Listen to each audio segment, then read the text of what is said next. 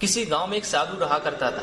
वह जब भी नाचता तभी बारिश होती। इसलिए गांव वालों को जब भी बारिश की जरूरत होती तभी ये लोग साधु के पास जाते और वह उनसे अनुरोध करते थे कि वह नाचें। और जब वह नाचते थे तो बारिश जरूर होती थी। कुछ दिन बाद शहर से 4 लड़के गांव में घूमने के लिए आए। जब उन्हें यह बात पता चली कि साधु के नाचने से बारिश होती है तो उन्हें यकीन नहीं हुआ। शहरी पढ़ाई लिखाई के घमंड में उन्होंने गांव वालों को चुनौती दे दी कि हम भी नाचेंगे तो भी बारिश होगी। अगर हमारे नाचने से बारिश नहीं हुई तो साधु के नाचने से भी बारिश नहीं होगी। अगले दिन सुबह गांव वाले उन 4 लड़कों को लेकर साधु जी की कुटिया के पास पहुंचे। गांव वालों ने साधु को सारी बात बताई। फिर उन लड़कों ने नाचना शुरू किया। पहले लड़के ने नाचना शुरू किया।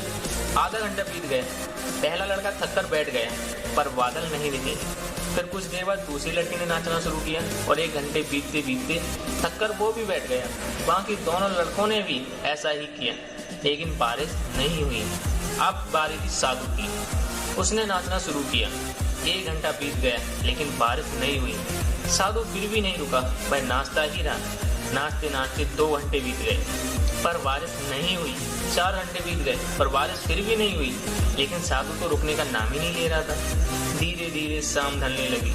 तभी बादलों की गड़गड़ाहट सुनाई दी और थोड़ी देर बाद जोरों की बारिश होने लगी।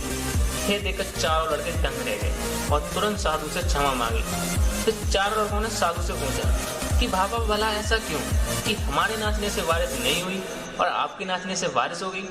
साधु ने उत्तर दिया, जब मैं नाचता हूँ तो 2 बातों का ध्यान रखता हूँ कि पहली बात तो मैं यह सोचता हूँ अगर मैं नाचूंगा तो बारिश को होना ही पड़ेगा, और दूसरी है कि मैं जब तक नाचूंगा जब तक कि बारिश ना हो जाए।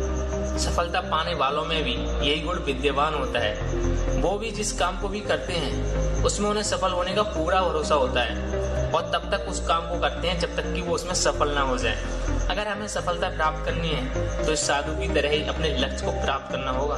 तो दोस्तों, कैसी लगी ये कहानी हमें कमेंट सेक्शन में जरूर बताएं।